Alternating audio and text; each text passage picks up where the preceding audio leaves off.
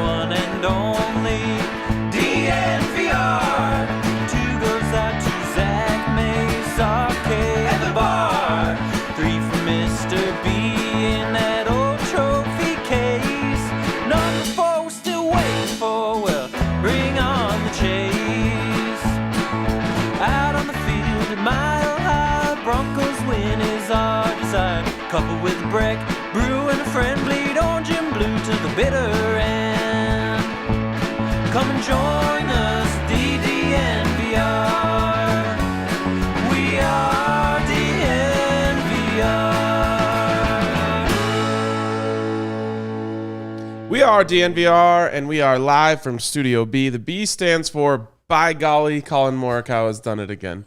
I hope you guys had a great weekend. Of course, we are presented by MSU Denver Online. Check them out, msudenver.edu/online to see all they have to offer. 750 total classes, 45 plus online and hybrid programs. There's something for everyone down at MSU Denver. And MSU Denver students actually work twice as many hours as students attending any other Colorado institution. So if you're looking to further your education while keeping your full-time job, there's no better place than msudenver.edu/online.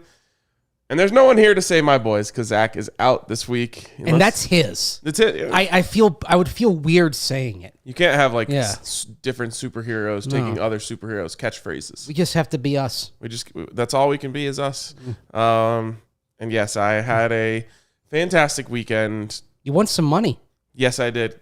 Colin Morikawa has made me a lot of money. Legitimately made me a lot of money in my life. How are we talking about? He's paid a month's rent for you. I would say a few nice dinners. Multiple months rent. Whoa. Wow. I mean, that's true. But still, that's not unimpressive. No. Yeah. I mean, I just keep betting on him on all the big tournaments. And the best part about this weekend is he's one of the best golfers in the world, but he had played poorly at the Scottish Open the week before. Mm-hmm. And so they were like, oh, he can't play in Europe. It was the first time he's ever played in Europe was the week before. So they gave him really high odds. It was 30-1. Nice. Yeah. It's very nice. I mean, there were some odds I saw on Friday, which had, had Spieth and Westhuizen. Yeah. Or the field. And I took the field because it included Morikawa. Yes. It was an easy choice. I also had plus 150 any American golfer to win. Oh. So shout out to Colin for pulling that one through because there weren't that many Americans at the top. Yeah. And then I also hit up a Rockies game this weekend for the first time in a while. The All-Star game kind of got me rejuvenated for baseball. And then Chichi Gonzalez gave up 5 runs in the first inning. Kind of took the wind out of those sails a little bit. Back to reality. You should have gone yesterday. I absolutely that might have kept the wind going for a little bit longer. That's true. And then I went to a Rapids game for the first time in a while on Saturday. And shout out to C38. I got to be honest. Absolute blast. Yeah. Absolute blast. Did you sing the entire time? I did. Really? How about you, Allie? Did you sing the entire time? Okay. My whole theory on it. So I got to say, they have it all figured out because it's not fun to drive all the way out there. Right. So what they do is they set up buses from downtown. So you have a drink at a bar downtown, hop on a bus. They'll bus you out to a tailgate nice and early. They've got food and drinks at the tailgate. You go to the game, you sing along, and then you get on the bus back home and you never have to worry about transportation. Closest thing to the experience that you get in England where you take the train to near the ground, and then you go to a pub before the match, and then walk into the match. Like a march. Yeah, which is something that I actually did when the Broncos were in London 11 years ago. My Saturday involved having that kind of match day experience over for a championship level match, a league championship match between Queen's Park Rangers and Burnley. And it was an absolute blast. Ended the same way as the match that you went to on Saturday, a 1-1 draw, but that's okay. Yeah, that was the only bummer. What's wrong with a tie? I don't. You Americans, and I say you Americans because this is where the having a British mother comes into play. I've never had a problem with ties. I guess it's just kind of the way you're raised, the way you're wired and all that. Right. Ties are fine. If it's, sometimes the game deserves to be a tie. I was telling Eric Weedham, D-Line Co., before the show, because we were talking about the tie, and he was a little bit let down by the tie. He needs a winner and a loser. He needs that clarity. But I think back to, for example, the Broncos-Patriots game in 2013. Denver takes a huge lead in the first half. New England comes roaring back and ties the game in the second half. That game deserved to be a tie. Denver won half of it. New England won half of it. And we all would have been happier if overtime had not happened and the ball had not skipped off of Tony Carter's leg, allowing the Patriots to get the game-winning field goal. Would have felt much better flying home with a tie than a loss. Yeah, I mean, that when you lose, you'd rather have the tie, but when you win, you'd rather have the win. I just, if they said tomorrow we're calling every NFL regular season game after 60 minutes, no more overtime, I'd be like, fine. I'd be perfectly okay with that. We don't do ties here, and we do playoffs. It's just the way we roll. Well, they're the equivalent of a playoff in England is the FA Cup. I mean, you've got your single elimination competition going concurrently. Well, it depends on the fan base. I mean, if you're contending for the Champions League, maybe the FA Cup isn't your big thing. But if you're kind of, if you're like Everton or somebody like that, the FA Cup means a hell of a lot because you're probably not winning the league and you're not going to Europe. But I will say, like when you play a whole season against the league and you come out on top in first place, you are a true champion. But it's just there's not as much drama. I mean, you give the President's Trophy out in the NHL. There's no other league that give other than the NHL. Well, no, actually, the MLS does because they have what is it? The Supporters Shield. I think that's the name of the actual. Well, there's the MLS Cup and the Supporters Shield. The Supporters Shield is what you get when you win the league in the regular season. Sounds about right. And then they have a playoffs. That's when you get the MLS Cup. Right. Yeah. I'm cool with that. I just I don't know. I like when it was Arsenal last year, or who was the team that was just insane last year? Liverpool, yeah. And they just didn't have to. They won the championship halfway through the season. No one was catching them. Right. There's no drama in that. You got to defend it later. But drama, part of the thing with drama is it doesn't happen every day. Are you familiar with how the 2012 Premier League season ended? No. That was the one where Manchester City scored 2 goals at the death to take the title from United, which had won up in Sunderland at the same time. They play all the matches at the same time. And ever since then, they've been hoping to replicate that moment. You see how the NBC networks basically turn their entire television on a Sunday morning over the entire complex of networks over to showing every game because they're hoping for that last Sunday where you've got a title on the line, you have Champions League bids on the line, and relegation on the line. And it hasn't happened anything close to that way ever since. It's a shame. But that day was Mother's Day 2012 was one of the most glorious days. Well, for me as a Man City fan because they won the league and that was a huge, huge deal. And to win it in that fashion, I mean, you've probably seen the call on YouTube, Aguero! Ah! I mean, I was dancing around the house at that point, but all right, it's neither here nor there. Well, that's enough soccer talk for this year on the DNVR Broncos podcast. It's football in a manner of speaking. It is, but I think we covered enough. Speaking of sports crossovers and this, that, and the other thing, the other kind of thing in the news this weekend, especially in Denver, is the NHL expansion draft, and more specifically, the news that the Colorado Avalanche did not protect longtime captain Gabriel Landeskog, which kind of woke everyone up that wasn't a close following Avs fan to the expansion draft. All of a sudden, everyone's like, what? We're going to lose Landy? Which is still possible. And so I started thinking, what if the NFL had another expansion draft? Now, the last time the NFL had an expansion draft, it wasn't very good podcasting, I would say, the rules. Yeah, because back then it was the Houston Texans in 2002. And it was interesting. The expansion draft rules in the NFL were at their most liberalized for the Jaguars and Panthers. And, of course, the Jaguars and Panthers both went to the conference championship game in their second seasons. I think everyone would like to forget about how the Jaguars got there. Absolutely. But there were thoughts that, okay, we gave them too much. Mm-hmm. So then Cleveland drafted in 99, got Bupkis and went 2-14, and like, okay, we overcorrected. And then you had Houston somewhere in the middle in 02. They were the only team that year, and each team was allowed to, was basically told they had to expose 5 players, no UFAs, no RFAs. So that's one area which is different than the NHL because you can expose unrestricted free agents like Landy. And the other thing, and you could only expose one guy who was a 10-year veteran or greater, and no kickers or punters. But they didn't say, okay, you have to have X amount of a certain side of the ball. It was just, okay, 5 guys, and teams used that to see if they could get rid of some contracts they didn't like, which is how Houston opened the draft with Tony Baselli, the great left tackle from Jacksonville. And Fairview High School. Yes. Who had injuries, and Houston picked him number 1, but the injuries prevented Baselli from ever playing a snap. But there was like him, Aaron Glenn, great cornerback. Now he's a defensive coordinator in Detroit. He actually had a Pro Bowl season for Houston. Willie Roaf, Hall of Fame tackle, was exposed, but they didn't take him. So there were some big names with big contracts, but it looks nothing like the list that the Kraken has now, or that the Golden Knights had back in 2017 when they were able to put together a team that legitimately contended and went all the way to the finals. And we talked about this a little bit before the show. Like, it's not fair the way that it works. It's way too positive for the new team in the way that it is in the NHL right now. But it makes more sense for the league, which is what this is all about. It's about expanding the league. Seattle's going to come in, and all of a sudden they're going to have an awesome team. And then Seattle's going to have a massive fan base, and the whole fan base is going to be invigorated, and the city's going to love the Kraken.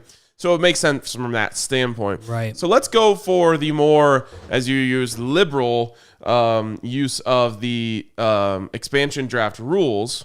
And make no mistake, if let's say the NFL expanded to London, say that was the next team. If there was an overseas expansion, the NFL would go for the liberal rules to try to get that team up to speed quickly and make them relevant and excite the fans over there. So instead of going how many players you have to expose, let's go how many players you get to protect. We'll start on the offensive side of the ball. We're going to go, you get to protect 6 on offense, 6 on defense, and 1 quarterback. Basically, this is the one goalie. Like you have you have fewer than really any other position on the team. Yeah. And it's arguably like goalie is it's definitely the most important position in football. You can be a cup finalist and have a great goalie and have not much else. Right. I mean, we literally just saw that. Yes. With the Habs. So let's do this. Let's break into it. Let's just start with the quarterback. And this is actually an interesting one. You get to protect 1, Mace. Who are you protecting? I'm protecting Drew. Okay. It's actually an easy call. And part of it is Drew, 2 years of team control, 2 years on the contract, Teddy with 1. You know what Teddy is, and actually you look at Teddy and say he's kind of an ideal expansion quarterback. Right. Well, I don't think he would be picked either way, even if you expose him. Probably not, because you start looking around and saying, okay, who are and there's a strategy involved with this, because we see in the NHL unrestricted free agents exposed, or sometimes like you had the option of going 7-3-1, 7 forwards, 3 defensemen, 1 goalie, or 4-4-1 with 4 forwards, 4 defensemen, 1 goalie. And you had, like, the Lightning went 4-4-1 because they figured, okay, we have so many forwards, you can't take them all. We're going to accept that we're going to lose one. Take one, yeah. Yeah, so, but we're okay losing a position where we have depth, where it's probably easier to find reinforcements than someone on the blue line. So there's a strategy involved with this. And so you'd be kind of looking and saying, okay, what do we expect other teams would do at quarterback? And you start kind of looking around at other teams, like say San Francisco, in this environment. They're going to probably expose Jimmy Garoppolo, you'd think. There's no way right, they're not exposing Trey Lance. The Bears would expose Andy Dalton because they're not exposing Justin Fields. And so you start looking around the list and saying, all right, they could take Teddy. He might be a prototypical expansion quarterback, but if the London whatevers are willing to spend some money on the quarterback, there are better options for them right now. And so you'd roll the dice, and you'd probably end up getting Teddy back. Jimmy G in London? I mean, I'm just saying, like, good-looking dude leading the franchise. Imagine if you have a Kyle Shanahan, Sean McVay acolyte running the offense. Yeah. you actually can get that thing up to speed pretty quickly, because the only thing with Jimmy G is it's not that he's not good enough. Maybe he's not clutch enough and he doesn't really stay healthy. But when he's healthy, he can play. Absolutely. And so if you keep him upright. So you would protect Drew, though, just because then they wouldn't be tempted to go say, all right, well, let's go have a young cost control quarterback that we develop behind the older guy. Because Drew, believe it or not, if you put him out there, he would probably be the best young quarterback that was on that market. It would make thus it makes no sense to put Drew on this list. It's got to be Teddy. We're on the same page here. Yeah. All right, now the fun really starts. Oh, okay, let's go. You get 6 more players to protect. Who is the number 1 player that you're putting your protection on offense? Jerry Jeudy. Yep. Really? You're going Jeudy too? I'm also going Jeudy. Oh, I mean, it doesn't matter. Like, there's another person who could easily fill this slot, but for me, it's like, he's your first round pick. I've said it from the beginning. I think he has insane potential to be the all-time leading receiver for the Broncos one day, if he learns, to haul in a few more. But he has insane potential for this year as well. Oh, absolutely. So he's not going anywhere. He's not going anywhere. I think you start there, and then who's your next pick? The next one, again, simply can't afford to lose him. And I think you guys had this conversation recently. Garrett Bowles. Yeah. Even though that contract, it might be one where you dangle it and say, okay, do you really want to pay this much for a left tackle? But yes. I would say, let's go back to the discussion we had earlier. If you pick Jimmy Garoppolo, you want to pick a tackle that's going to keep him upright. And so I would not run the risk of losing Garrett Bowles. He is definitely on the 6. Okay. Another one that I just don't think you mess around with is Noah Fant. Yep. He's on my list too. So we're up to 3 now. We've got 3 more to work with. Oh, yeah. You got to have Fant. Oh, 100%. Again, look at the potential. I think he's going to be when all is said and done, he's going to be the best tight end that this team has had since Shannon Sharp. Being the number 2 tight end in team history behind a Hall of Fame like is fine. Pretty darn good. You're pretty happy with that. The one thing I will say is, like, you like the potential of Alberto, so, like, maybe, but he's young, he's cheap. Talking of Noah. Yeah. Like, you're just not. It's tough choice. You have a 5th-year option on him, right. So you don't overthink this. And the other thing is, are we doing this like the NHL where, I think you can lose 1 player, right, in the NHL expansion draft? Yes. Okay. So there's part of the strategy here, kind of like I mentioned with the Lightning, is that you put so many out there a certain spot, you're going to lose 1, but you're going to keep the rest. Mm-hmm. The Broncos, we're going to probably talk about an exposed list. We'll get into that in a moment. That's going to include some talent, but you only are going to lose 1, and maybe you won't even lose 1 if they go defense from your pool. In this weird world, though, then like this expansion team only gets 32 players to start with. Maybe it's 1 offense, 1 defense then. Okay. Yeah, you're going to lose 1 on each side. Yeah. That makes sense, actually. And if you pick quarterback, there goes the offense. Right. Yeah. Right. So, okay. Okay, so we have 3 protected. Uh-huh.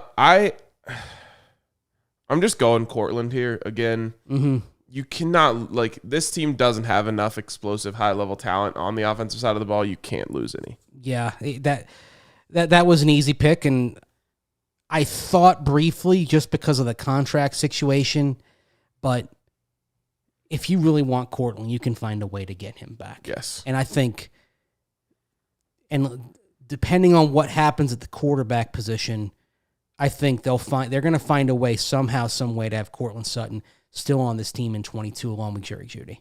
I think so too. Yeah. It was the recreation of DT and Emmanuel. Right.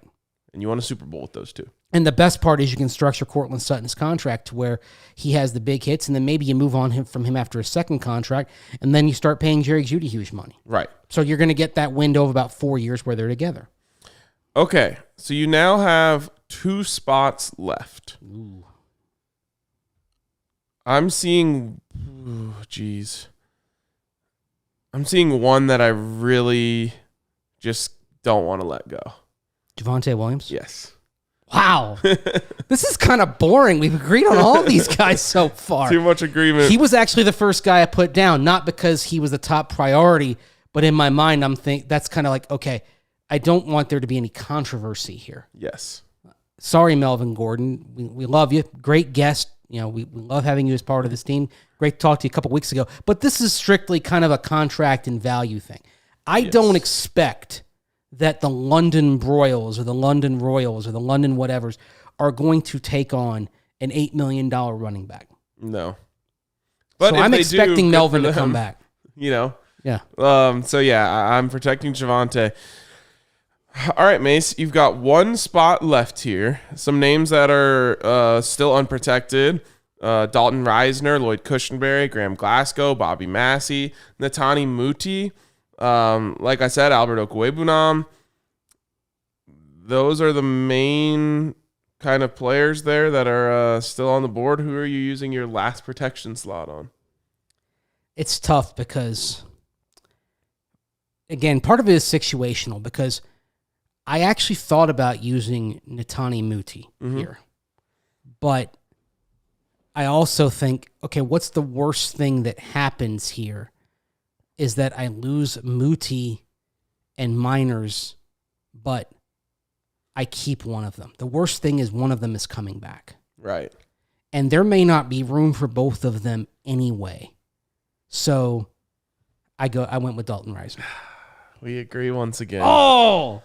I did think about Muti, and Muti would be very intriguing for a expansion team.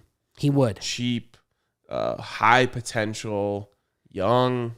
But Reisner's cheap as well. He's got 2 more years left on his rookie deal. And I thought, if I put Reisner out there, they look at him, a guy with 2 years of starting experience in the bag and also leadership qualities. And if they've done their homework, they would look at Reisner as somebody who's cheap for 2 years, but somebody that could kind of be one of the real leaders of our locker room that ends up being a guy who is there 8 or 10 years and kind of be maybe 10 years from now, you're looking at him being the last original player left. And he's, been the captain, been a team captain for a few years. If I were a team, an expansion team, and I saw Reisner on the unprotected list, I'd grab him. Could Reisner make cowboy hats a thing in London? Oh, 100%. Every aspect of his personality would become a thing if he were on the London whatever. Right. I like the London Broyles. Yeah, you could. I mean, you basically kind of do the cowboy hat thing, and you're putting him on billboards and saying like the American game comes to England. Right. He's one of the guys. He's one of the guys you're probably building your marketing campaign around. So he has appeal on so many levels to where I think if you put him out there, he'd be gone. And so I'm not running that risk. This just reminded me that I was driving to the golf course yesterday and I was listening to the radio call of the Open, and just like on their website they had like the straight up just like British call, and it's amazing, something special. We are missing out. That should just be what we hear here. People wonder, can tennis on radio be a thing? Well, if you can listen to like the British call like on BBC of Wimbledon, yes, it absolutely should be a thing. And it's the same thing for the Open. I couldn't get over. They like cut to this woman. Yeah. She's like, I'm here on the 15th hole where the flag is whipping in the wind like a daffodil on a wonderful summer day. And I was like, this is the best thing I've ever heard. It is, because they're painting the picture. This is what the best radio announcers do, by the way, is they paint that visual picture. And we see, like, I think we get it in baseball. Now, we've lost a little bit of that because the announcers aren't traveling. So, there's only so much, for example, that Jack Clargan and Mike Rice can do right now because they're sitting in the Coors Field booth when there's a game at Dodger Stadium. But in general, the closest thing here is the radio announcers kind of painting the picture. But yeah, the British announcers seem to do a better job of that, even on soccer as well. Like, you ever hear like on BBC World Service on Saturday morning, they have a 2-hour like sports show, but literally for those 2 hours, it's going around like all the soccer games in England. And it kind of whips around from one to the other. And so it's so quick and it's so descriptive. It's like It's like soccer red zone for radio. It's amazing. I was blown away. I also loved how the way they describe if someone misses a putt is, it stays above ground. God, that's great. Oh man, that's beautiful. Yeah, I honestly. Had you ever heard that before? No, never tuned into something like that before. It's perspective changing, isn't it? It was incredible. I was like, wow, this is like an art form.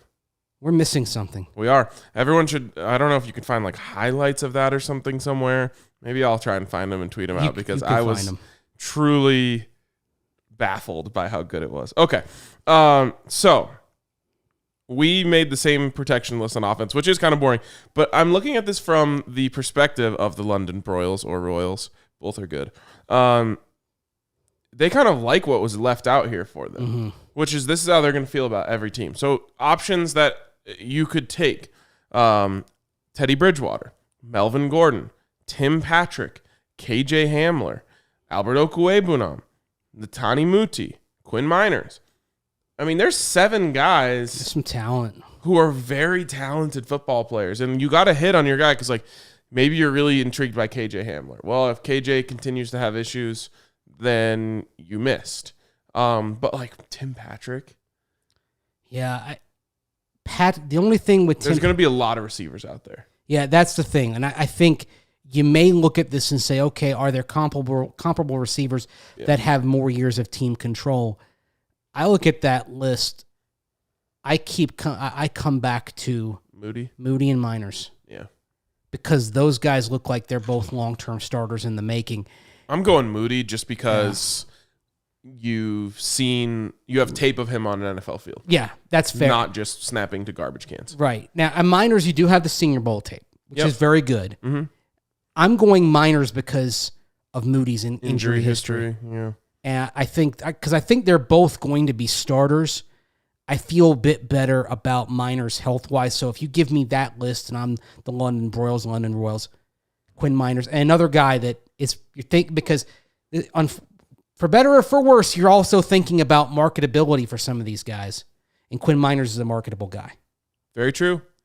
Very true. You can have some fun, similar to Dalton Reisner. There are things that you can kind of do with that. And I think the other thing with Miners is this year is a red shirt year for him probably here in Denver because of what they have on the interior. But if I'm that London team, I'm getting him out there right away. Just unless he's a complete disaster in camp, he's starting from day one. Gosh, let him figure it out. What's the timeline you think on this before this team in London happens? Will it be an expansion team? That's a good question because got to do 2, right? If you do expand. Well, I was thinking about this. You can do 1 and then add another shortly thereafter, like we saw with the Browns, the second Browns and the Texans. We are actually due for expansion in the NFL because from the merger through 2002, we added 6 teams. So basically, it was roughly a couple of teams a decade. Mm-hmm. And we've been sitting on 32 now. Believe it or not, this is the 20th season of 32. And 32 is a great number, but we're kind of overdue to add a couple of teams here, even though it's going to mess up things scheduling-wise. So, I don't know. There may be some interesting things coming up that make this possible. You've got that lawsuit in St. Louis, for example, that's supposed to come to trial in January. I don't think the NFL is going to want that to go to trial. Similar thing with the Broncos and the Bolin family lawsuit because of all the secrets that could come spilling out in a courtroom that nobody wants out. So what if there's a settlement in St. Louis and the settlement says, okay, you're getting a team, but we want to add another team, and that becomes the excuse to add a London team. Then you do get your 2 expansion teams, and then you have to figure out another division. If they ever did expand, I'd like to make sure they get 4 because you could work with 36. Yeah. 6-team divisions you can work with. But so maybe that's the end goal. Maybe that's over the the course end game. of a decade. Right. The end game is you kind of play with 34 for several years, and then you look to add 2 more around, say, 2030. What other cities do you think would be? I mean, Seattle's probably, Portland is an interesting one up there in the Pacific Northwest. Portland is like even though you're in the shadow of Tampa and Jacksonville, Orlando would be in the mix. A dark horse would be a place like Omaha, which has a really strong corporate base. And a lot of football fans in Nebraska. Exactly. That the only thing is you start looking around, like even with Portland, and say, okay, what's the secondary market? Because like the failure of Jacksonville is that there's no secondary market. Orlando is Bucks and Dolphins country, basically. Savannah is the next market to the north. That's Falcon territory because that's in Georgia. Right. So you start looking around. Alabama? For Jacksonville? I just mean like... Oh, would you put a team in Birmingham? You might work. worry about the idea of there already is a massive football brand right. that people are so loyal to. Yeah, and that's why I think like San Antonio, you'd have to get past Jerry Jones. San Diego, if they built a stadium. San Diego, I just don't feel like the culture there is conducive to football. Well, diehards. It was for a long time. Okay. It's there are elements in San Diego of what happened in Houston back with the Oilers. Like, people love football in Houston. They hated Bud Adams. And so lickety split, all of a sudden you had a team showing up in the Texans a few years later. The only thing with San Diego is that market is so constrained because it's just San Diego County. You're not going to get many fans in Orange County. You're certainly not getting any fans in LA.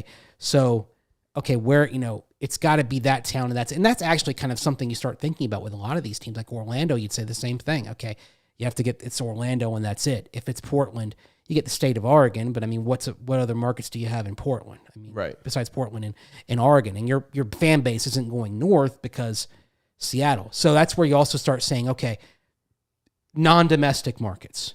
A couple in the comments here. Toronto, Montreal, Mexico City. Yeah, Mexico City is one that if they could get things working with parity between the peso and the dollar, and because one thing that kind of comes up is that you can't charge as much for tickets down there for the general fans. So the other thing is also you have to get things like security right and that kind of thing, because there are always some logistical hurdles in Mexico City that you encounter that aren't necessarily encountered in London and wouldn't necessarily be encountered in like Munich or Berlin or Frankfurt.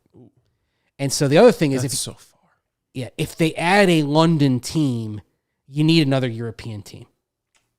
You need somebody else, because the way you'd make that work is you're playing back-to-back road games against London and say, let's just say Frankfurt, for the sake of they were a good NFL Europe market. There's a football culture in that part of Germany. Okay. So let's say London and Frankfurt. Sheesh. That would be weird. Weird, but awesome. Yeah. I mean, definitely awesome. It's doing something that no other league has ever done before. And we know that Germany's on the radar because we've heard from the league that, kind of through the back channels, that as things settle post-pandemic, the next place they want to play in Europe is Germany. Could they do like a draft in these cities too to kind of help build the interest there? Ooh. Well, the only thing is, if you did the draft, it would have to be... You couldn't have it be in prime time in the U.S. True. Because are you going to have the draft at 1 a.m. London time? I mean, you could. People are still going to go. That would actually be a hell of a test of the football audience. And if we're going to do the draft in Frankfurt, but we're going to do it at 2 a.m. and people showed up. Come all. They would. People, yeah, you're right. People would show up. Sometimes I underestimate the power of the NFL's brand, even overseas. But people would show up for that. It's just like what I was saying, that, if you put the Broncos in Pueblo, you're still selling out the stadium every week. Yeah. People will go far and wide for football. Basically, we already have kind of the equivalent of that by having a team that should be in Milwaukee and Green Bay, Wisconsin. Exactly. Perfect example. There's literally, with all respect to Green Bay, there's literally no other reason to drive to Green Bay. If you're from Madison, if you're from Milwaukee, except to go to a Packer game. How long is the drive? It's about a little over 2 hours from Milwaukee, about 2 hours and 20 from Madison. So you're driving to Vail for the game and back. And actually, with Green Bay, I believe it's 3 of their games. They have what they call the green and gold plan on season tickets, and the green, because they used to split between Milwaukee and Green Bay. The gold plan is still the old Milwaukee plan, and so the highway is choked with people driving up from the Milwaukee area for the game, and people just do it. It's crazy. They do it because they always have. But I was going to say, no one is going to stop and not go to the game. Anyway, so that's kind of a long-winded way of saying, people are going to come from far and wide for anything big NFL related. We're probably due for expansion soon. It was just the original point. It's funny because I'm glad you brought this up as a topic this morning because I thought about that this weekend with all the stuff about the expansion draft and seeing Landeskog and seeing who the Lightning exposed and like because there was like all this talk about are they gonna expose McDonough, that sort of thing, and it got me thinking we are really due for NFL expansion. It kind of hit me like it's been 20 years. It's been nearly 20 years since the Texans came into the league. Yep, it's time. It probably is time. And they love the number 32, but they love money, and here's another thing. Let's say the Broncos are sold for a massive number. I mean, is it possible that could even be $6 billion? I have the over on 5. What could the NFL charge for expansion franchises? Oh, gosh. In this environment. An obscene amount. It's unlimited. Yeah. Are they literally charging $8 billion for franchise? And why wouldn't they? So let's say you had 4 franchises over a decade. That is a bill, and the money goes to the owners. That's $1 billion, and it's less than that after taxes in every other team's pocket. Yeah. Holy smokes. And I just don't see why there would be a cap on the number. Set it whatever. Someone's going to pay it. Yeah. I mean, I realize there's a small pool of people who can even do it, but someone will. Well, that's why I said Omaha. What would Warren Buffett or his family and people connected with him pay for a team in Omaha? Again, I think it's unlimited. Yeah. I also do think the NFL would have a close eye on where the MLS is having great success.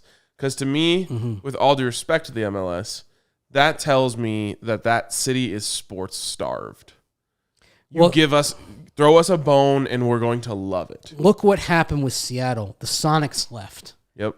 And Sounders came. The Sounders came in, and there was an element of FU NBA involved with the support that the Sounders got. And to their credit, they've sustained it because they've usually been good. They're a well-run club.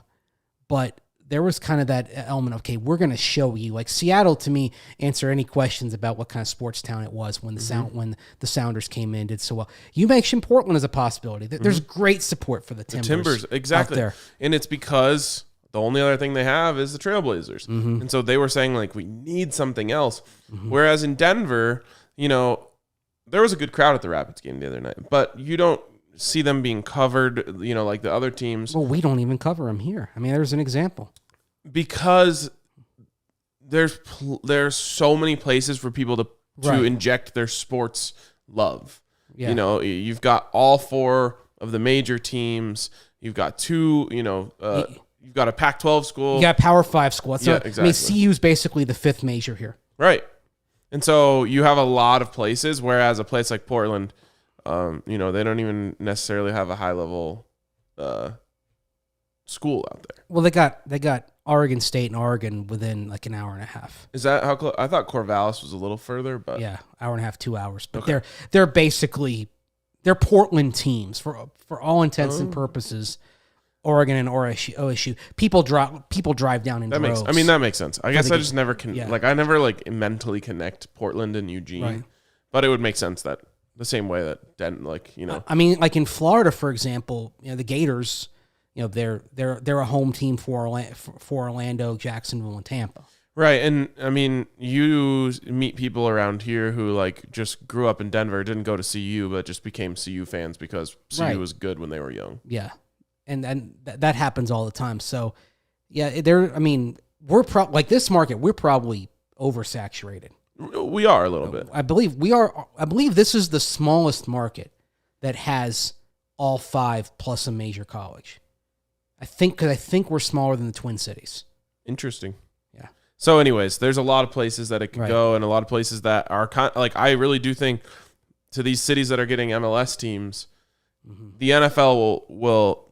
You'll catch their eye if you're selling out MLS games. Yeah, but of course, some of the places where they're doing well already have the NFL. Like Atlanta has done very well. Same MLS. with Nashville, and they're already set. I mean, now I think Nashville intrigues Major League Baseball. because of the crowds they're drawing for Nashville. Same thing and maybe we'll find out next year in Charlotte when the new club starts out there that Charlotte is underserved, and maybe that in turn puts Charlotte a little bit up on the baseball radar too. And then of course Las Vegas is a player in all these things, but they have a football team. And Las Vegas has basically an unlimited budget. Yes. For venue building. All right. Let's flip over to the defensive side of things, but first I want to tell the good people about Breckenridge Brewery, the best beers, the best seltzers, the best lemonade seltzers out there. Had several of these over the weekend.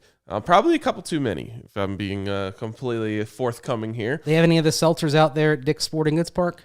They didn't have Breck seltzers, unfortunately. I know. We got to get them to figure that out, but definitely the best. I was wishing they had the Breck ones over there because the ones they had weren't quite as good, but that's okay. Got to check them out. Whatever you love. I had a Strawberry Sky at Wash Park yesterday. Ooh. I don't know if you're supposed to do that. Maybe I shouldn't be publicizing that, but everyone else does it, so it's fine. Well, and you might get fined, but that's the limit of it. I don't think they're going to haul your rear end into court. I don't think so either. They have bigger things to worry about. I had a Strawberry Sky while looking over Washington Park. I could have been anywhere. There you go. That's the spirit. It's a great place to hang out. Oh, so great. Like, sun starts to go down. It's not hot anymore, but it's still warm. It was a perfect Strawberry Sky with a sunset going down. It was a perfect eating and drinking outside weekend this weekend. It absolutely was. Had some tacos. It's incredible.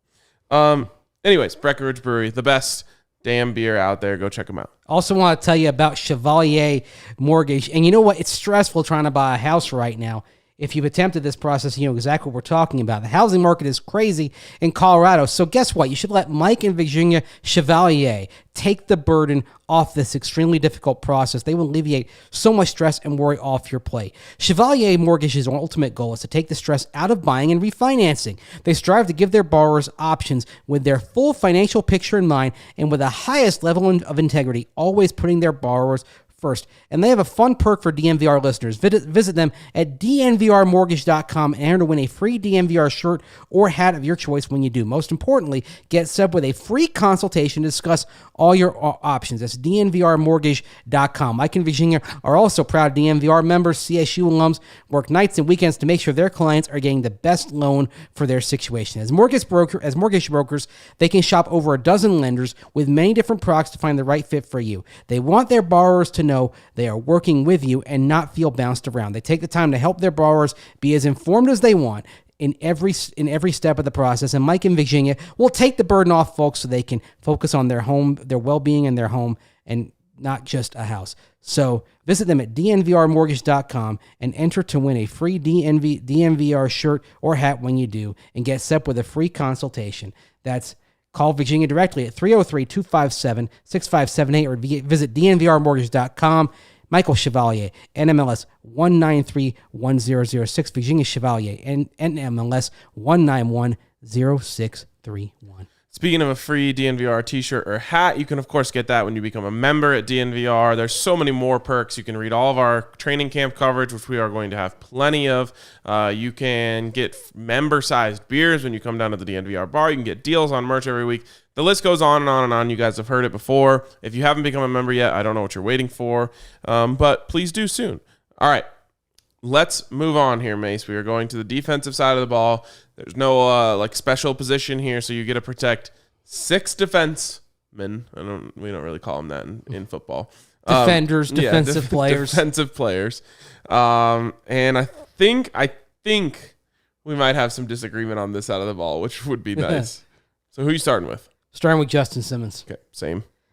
Easy. You just made the commitment to him, and yeah, that's a big contract, and I don't think an expansion team would take it on. But you're also kind of looking at kind of the visual of it, and the visual of and the effect of leaving him unprotected right after you sign him would probably go over like a farting church, basically. Yeah, and it just, I mean, if I'm the expansion team, I'm thinking of taking him. Oh, yeah. You get your defensive leader. Again, you talked about having Dalton there for, a long time, being like the franchise centerpiece, the one that everyone remembers, who's there for the longest. Like that's what Justin Simmons could be. Right. All right. Who's your second pick? My second pick to protect is going to be Pat Surtain. Mine too. Oh, God, here we go. First round pick. Yeah. Again, kind of like Jerry Jeudy. High potential, although I don't like with Jerry Jeudy, I do agree that if things work out, you're talking about him maybe breaking a lot of records. You're not talking about Pat Surtain being the best corner in Broncos history. Pretty tough to beat first ballot Hall of Famer. Or even second best. Which would be? Lee Wright. Okay. We're talking about him being a very good corner, someone that you build around. Yeah. Someone that should be here for 8 to 10 years. But if he's got... I want to kind of keep the expectations for Pat Surtain reasonable because I think people are saying, oh, he's the next Champ Bailey. Champ's one, like, in my opinion, a top 5 all-time cornerback. Yeah. I don't think it's fair to put that sort of burden of expectation. It's calling a drafted quarterback the next Peyton Manning. Yeah.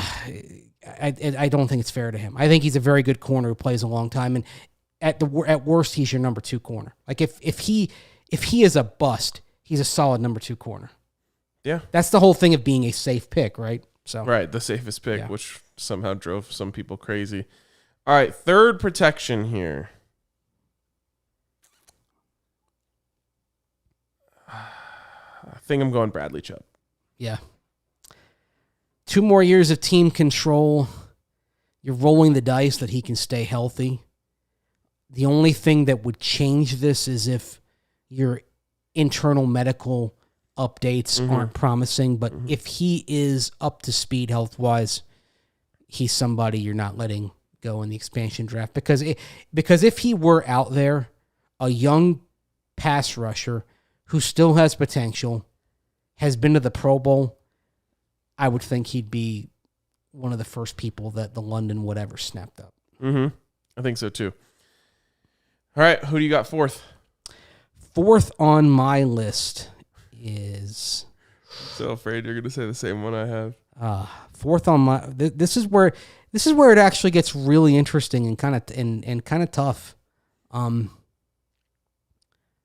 But man,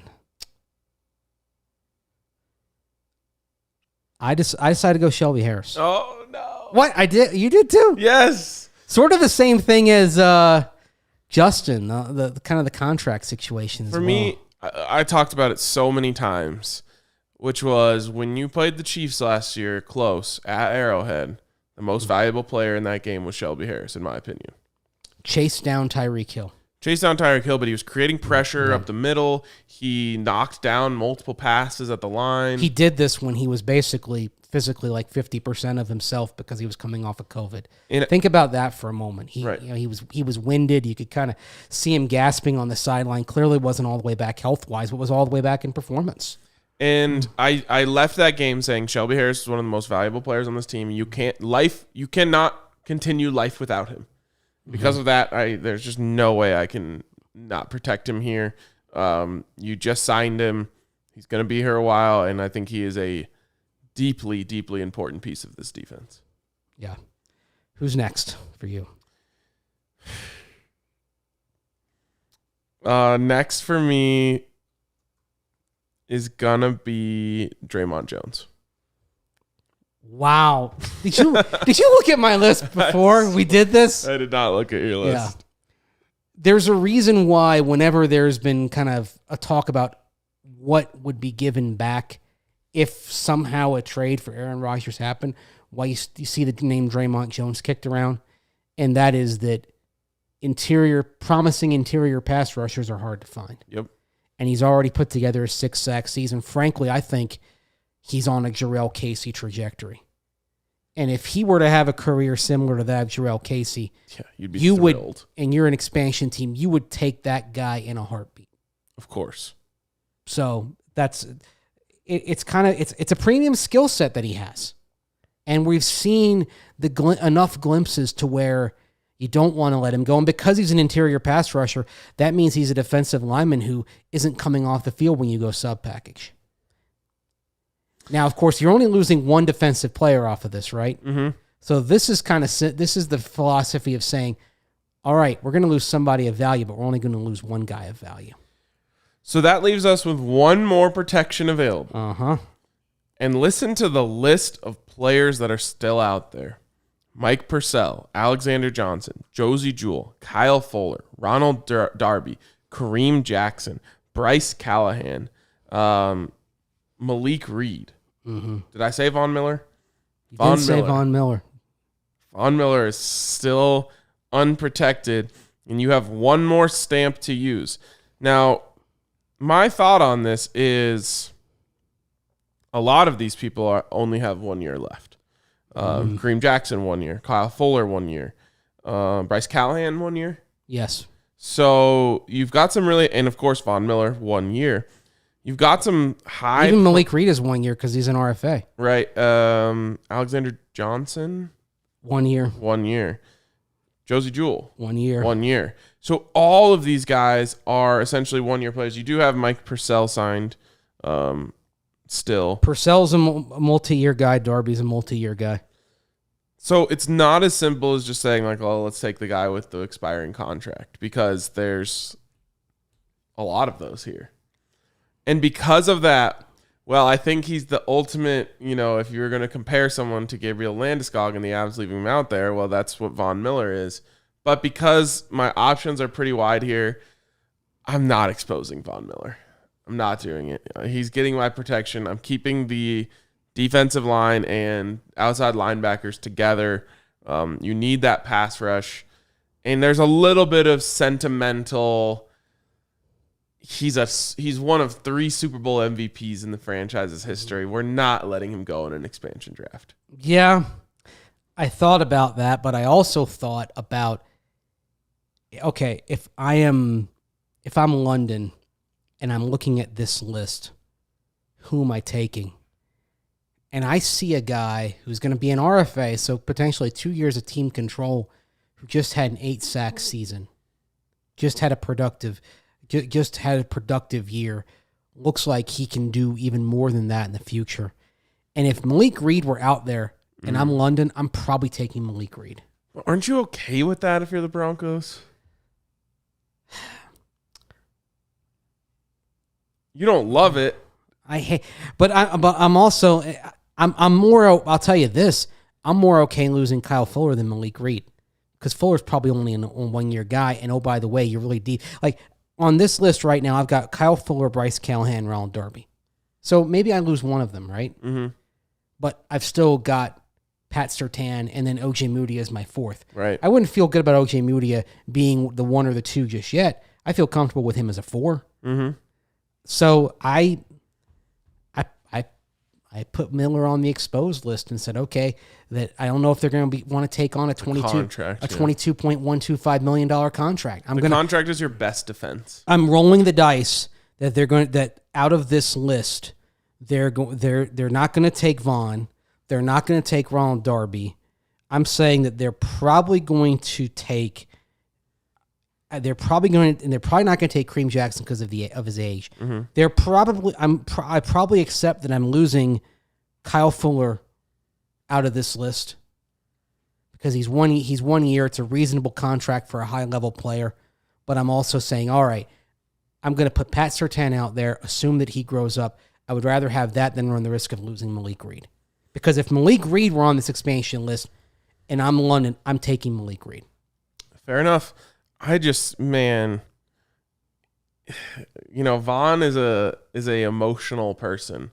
I think if you left him unprotected, even knowing that you have a great defense in the contract there, it's going to sour the relationship. You would tell him that and say, I mean, this is one where if this kind of expansion draft happens, you're having the long conversation before this to say, this is more of a procedural move. And maybe this is kind of on the back end where you've seen kind of how there are deals made in the NHL expansion draft. Perhaps that you are maybe even just flat out trading them somebody else who's unprotected before the draft. And you're saying, we'll give you this guy if you don't. Maybe you're literally saying, we will trade you Albert Okwebunam if you don't take Von Miller. Right, so they get 2 offensive players. Right. And then they agree to take like PJ Locke or something. Yeah.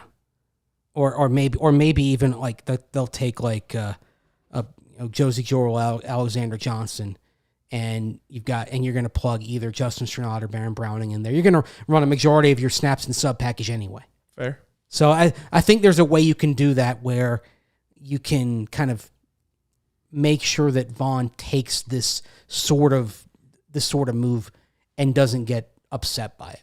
And obviously communication is the key. Yes. You don't want to blindside any player with this. And so that means you're going to probably have some leaks coming out, but you do what, and I think the Broncos would, because we saw how when they traded for Teddy Bridgewater, George Paton did the dignified thing of telling Drew Lock before the deal was made, telling him exactly what they were going to do.